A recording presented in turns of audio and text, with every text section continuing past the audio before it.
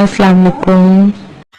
নাস্তিকরা ইসলামের সমালোচনা করে, মুমিনদের সমালোচনা করে যে মুমিনরা হালালা সমর্থন করে। আর তার জন্য রেফারেন্স হিসাবে ওরা আল বাকারার 230 নম্বর, তার মানে 2 নম্বর সূরার 230 নম্বর আয়াত দেখায়। কিন্তু সত্যতা দেখুন এখানে কি বলা হয়েছে, আল্লাহ কি বলতে চাচ্ছেন। এই যে দেখুন, অতএব যদি সে তাকে তালাক দিয়ে অতএব যদি সে তাকে তালাক দেয়, তাহলে সে পুরুষের জন্য হালাল হবে না যতক্ষণ পর্যন্ত ভিন্ন একজন স্বামী সে গ্রহণ না করে। অতঃপর সে স্বামী যদি তাকে তালাক দেয়, তাহলে তাদের উভয়ের অপরাধ হবে না যে তারা একে অপরের নিকট ফিরে আসবে, যদি দৃঢ় ধারণা রাখে যে তারা আল্লাহর সীমারেখা কায়েম রাখতে পারবে। আর এটা আল্লাহর সীমারেখা। তিনি তো এমন সম্প্রদায়ের জন্য স্পষ্ট করে দেন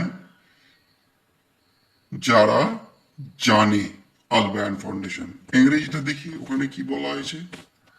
And if he divorced her for the third time, then she is not lawful to him afterward until after she marries a husband other than him. And if the later husband divorces her or dies, there is no blame upon the woman and her former husband for returning to each other if they think that they can keep within the limits of Allah. There are the limits of Allah which He makes clear to a people you know. সহি international তর্জমা। আচ্ছা, এখানে কোথাও কি বলা হচ্ছে হালালার কথা? যে জিনিসটা নাস্তিকরা বলতে চায়, অন্যান্য ধর্মাবলম্বীরা যে জিনিসটা নিয়ে আমাদের সমালোচনা করে, এখানে কোথায় হালালার কথা বলা হয়েছে? এখানে আল্লাহ কি বলছেন? আল্লাহ বলছেন যদি কেউ 3 তালাক দিয়ে দেয়, তালাক 3 সিটিংয়ে হয়, 1 সিটিংয়ে, 2 সিটিংয়ে, 3 সিটিংয়ে, 3 সিটিংয়ে তালাক হয়ে যাওয়ার পরে আর সেই মানুষ ওই স্ত্রীর কাছে ফিরে যেতে পারবে না। ওই স্ত্রী যদি অন্য কোথাও বিয়ে করে থাকেন আর উনার স্বামী যদি উনাকে তালাক দেয় বা উনি যদি মারা যান, তারপর ওরা দুইজন আবার একসাথে থাকতে পারবে। এটাতে কোনো গুনাহ নেই। আল্লাহ এটাই বলতে চাচ্ছেন, এটাই আল্লাহর সীমারেখা। আল্লাহ এটা বারে বারে জানিয়ে দিয়েছেন যে তালাক জায়েজ থাকলেও এটা কিন্তু ঘৃণিত কাজ। এটা রাগের মাথায় দেওয়া যাবে না। রাগের মাথায় তালাক দেওয়ার জন্য অনেক ঘর শেষ হয়ে গেছে। সেই জন্য আল্লাহ মানুষকে ভয় দিয়েছেন যে তালাক রাগের মাথায় না, যখন তালাকটা জরুরি হয়ে যাবে আর নিভাতে পারছো না, তাহলে তালাক দেওয়া যাবে। কিন্তু এই যে রাগের মাথায় তালাক দিয়ে অনেক সংসার শেষ হয়েছে, আর সেটারই জন্য আল্লাহ বলছে, আল্লাহ এটা এক রকমের পুরুষদের জন্য এটা একটা শাস্তি স্বরূপ দিয়েছে যে যদি তালাক দিয়ে দাও আর পরে মনে করো যে না এটা ভুল হয়েছে, তাহলে সোজা ওই স্ত্রীর কাছে আর যেতে পারবা না। ওই স্ত্রীর কাছে যাওয়ার জন্য তোমাদেরকে যা করতে হবে, মানে সাধারণত তো যাওয়াই যাবে না।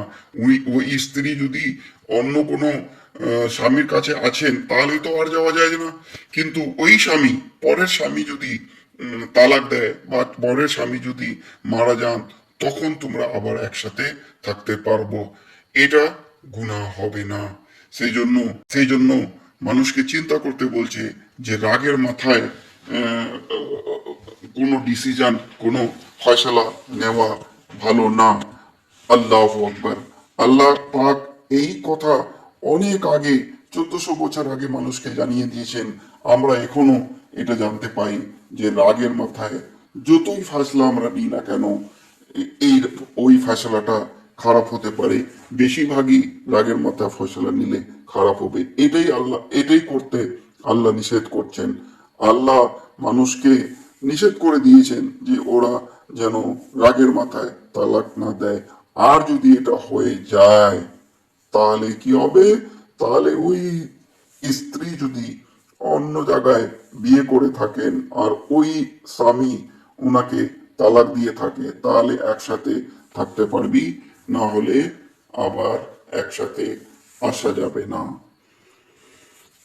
তাহলে চিন্তা করতে থাকুন, সবাই মিলে চিন্তা করুন যে আল্লাহ কি বলতে চাচ্ছে, এটা কি সমালোচনাযোগ্য, চিন্তা করলেই বুঝতে পারবেন। Thank you. জাজাকাল্লাহ খায়রান।